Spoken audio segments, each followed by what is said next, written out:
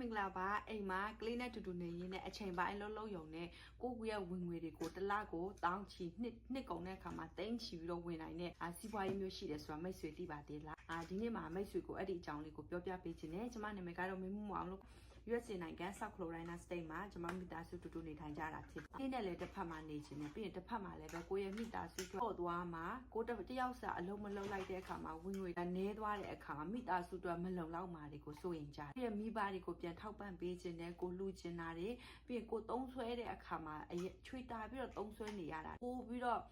ဝင်ငွေကိုတိုးခြင်းနဲ့အလုပ်တွေလုပ်တယ်ခလေးရလာတဲ့အခါမှာငါအလုပ်ဆက်လုပ်ရမလားငါခလေးနဲ့ပဲနေရမလားငါဘယ်လိုလုပ်ရမလဲတွေးခဲ့တာအများကြီးဖြစ်တယ်။အဲ့တော့ကျမကကျေးဇူးတော်ကြောင့်ပဲဒီစီးပွားရေးကိုတော့ခလေးမရှိသေးတဲ့အချိန်မှာလေးလာခဲ့တယ်စတင်ခဲ့တာဖြစ်တယ်။အဲ့တော့ဒီစီးပွားရေးကိုကျမဆူတောင်းခြင်းနဲ့ပဲစတင်ခဲ့တယ်။ကျမကကိုယ်ပိုင်စီးပွားရေးလေးတစ်ခုလုပ်ခြင်းနဲ့ကျမရဲ့ origin ကတော့တာဖွားဆရာမတယောက်ဖြစ်တဲ့ဆူရှီလုပ်ငန်းကိုလည်းလုပ်ပြီးရပေါ့နော်။ဒါပေမဲ့ကိုဒီနိုင်ငံကိုရောက်တဲ့အခါမှာဆိုရင်ဝန်ထမ်းဘဝကိုလုပ်တာထက်ကိုယ့်ပိုင်စီးပွားရေးကိုလုပ်ချင်တယ်ပြီးကိုယ့်ရဲ့မိသားစုနဲ့အတူတူနေတဲ့စီးပွားရေးတစ်ခုကိုလုပ်ချင်တဲ့အတွက်ကြောင့်မလို့ကျမအများကြီးစ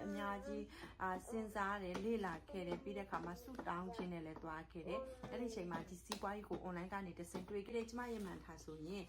သူကိုဝန်ဆောင်နေတဲ့အချိန်မှာဒီစီးပွားရေးရဲ့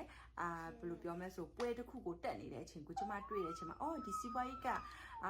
ဒီလိုအချိန်မှာလည်းလောက်ကင်လို့ရတာပဲပြီးလို့ရှိရင်ခီးတွေသွားရတယ်ကျမအရန်သဘောကျတဲ့အခါမှာအော်ဒီစီးပွားရေးလုံးနဲ့ခီးတွေသွားတာလတိုင်းမှာတောင်းချီပြီးဝင်ရနေတာဖြစ်တယ်အခုဆိုရင်ကျမစတင်ခဲ့တာ2နှစ်ရှိပြီဖြစ်တယ်လေးလာတင်စရာတွေအများကြီးရှိသလိုကျမကလေးနဲ့ရှိနေတဲ့အချိန်အတွင်းမှာပဲဒီထဲကနေပြီးကျမတို့ဝင်ငွေတွေပေးနေတာဖြစ်ကျမထောက်ပံ့ခြင်းနဲ့ကျမပေးခြင်းနဲ့ကျမ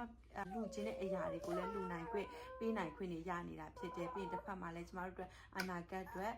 တည်ကြတဲ့ပင်စင်လာစာဆိုတာကိုအပြစ်မှာထွက်အလုံးမလုပ်ပေမဲ့ဒီစီးပွားရေးကနေပြီးတော့ဒေါ်လာ9000ကနေစပေးမဲ့အခွင့်အရေးကိုကျမတို့ရရှိမှာဖြစ်တဲ့အတွက်ကြောင့်မလို့စူးစမ်းလို့ထိုက်တယ်နဲ့စူးစမ်းတဲ့စီးပွားရေးတစ်ခုဖြစ်တဲ့ဒါကြောင့်အိမ်မှာနေတဲ့မိခင်တယောက်ဖြစ်တဲ့ကလေးတစ်ဖက်နဲ့နေပေမဲ့လည်းကျမတို့အတွက်အကောင်းမွန်ဆုံးအခွင့်အရေးကိုရရှိနိုင်တာဖြစ်တဲ့အတွက်မိခင်ကိုစူးစမ်းစေခြင်းနဲ့လုပ်ရမယ့်အရာကတော့အရန်ကိုပဲရိုးရှင်းပါတယ်ဒါရိုက်မြင်မြန်လို့ရပါတယ်ကျမရဲ့ website ကနေတစ်ဆင့်နာမည် email ကိုထည့်ပြီးတော့ဝင်ရောက်လေ့လာပေးဖို့ကိုလည်းကျမကနေပြီးတော့ဒီနေ့ကနေဖိတ်ခေါ်ပေးခြင်းပါတယ် thank you ပါကျမကတော့ကျမလူမျိုးစူးစမ်းနေတဲ့မိခင်တွေ